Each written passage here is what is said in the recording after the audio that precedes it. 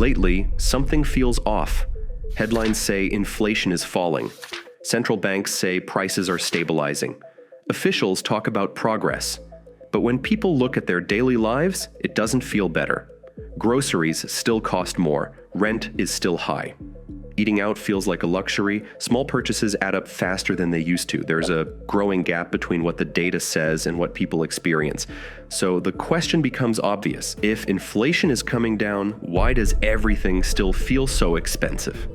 To answer that, we have to separate two ideas that are often confused. Inflation going down does not mean prices go down. It means prices are rising more slowly.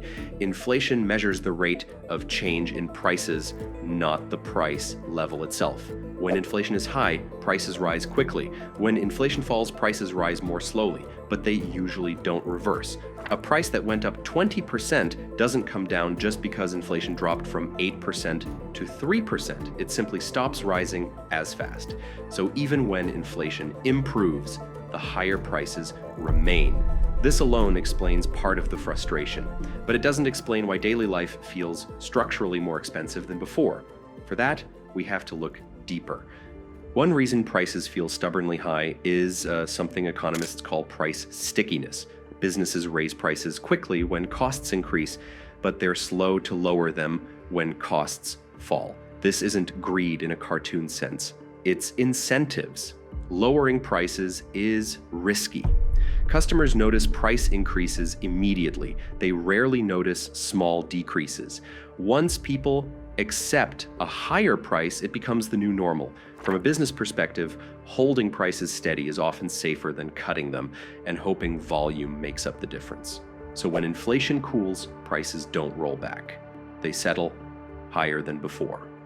Another reason inflation relief feels invisible is that inflation doesn't affect everything equally. Some prices move easily. Energy prices fluctuate.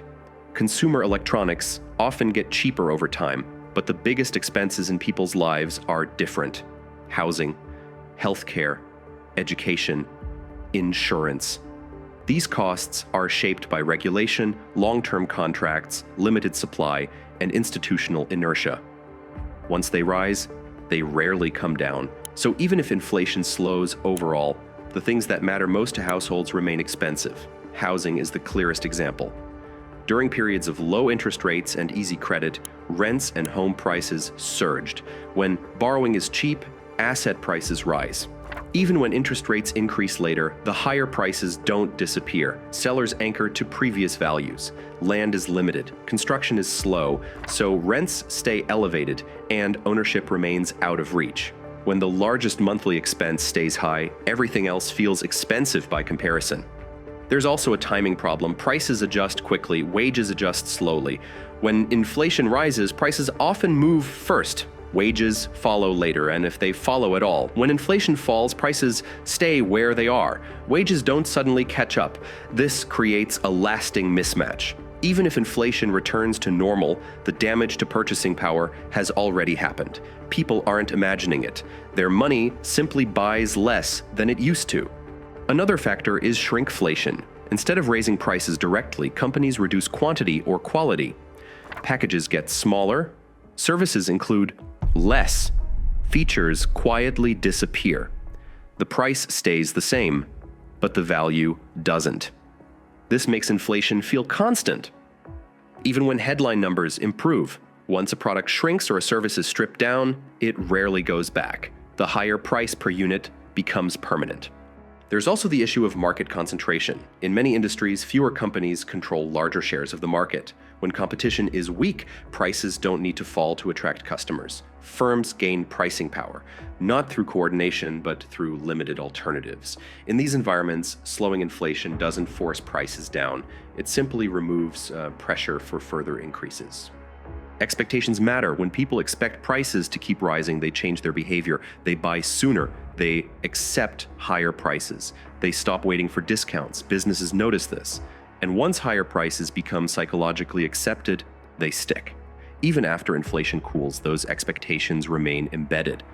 The most important reason everything still feels expensive is structural. Modern economies are deeply tied to asset prices and debt. When inflation rises, central banks respond carefully. They aim to slow demand without crashing asset markets. That means policy focuses on stabilizing prices, not reversing them.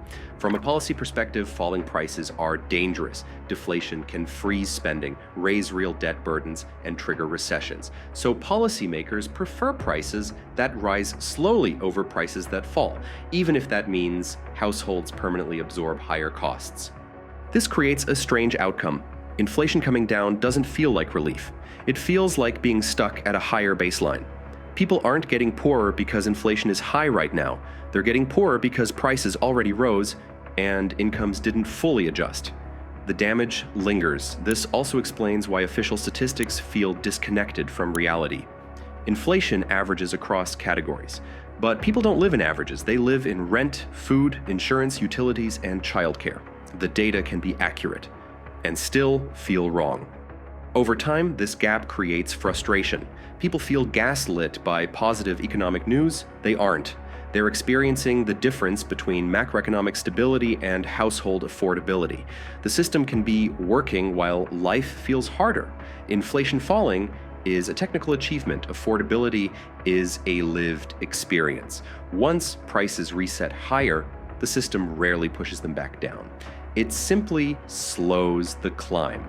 And once you understand how prices actually behave, it becomes clear why relief never arrives the way people expect.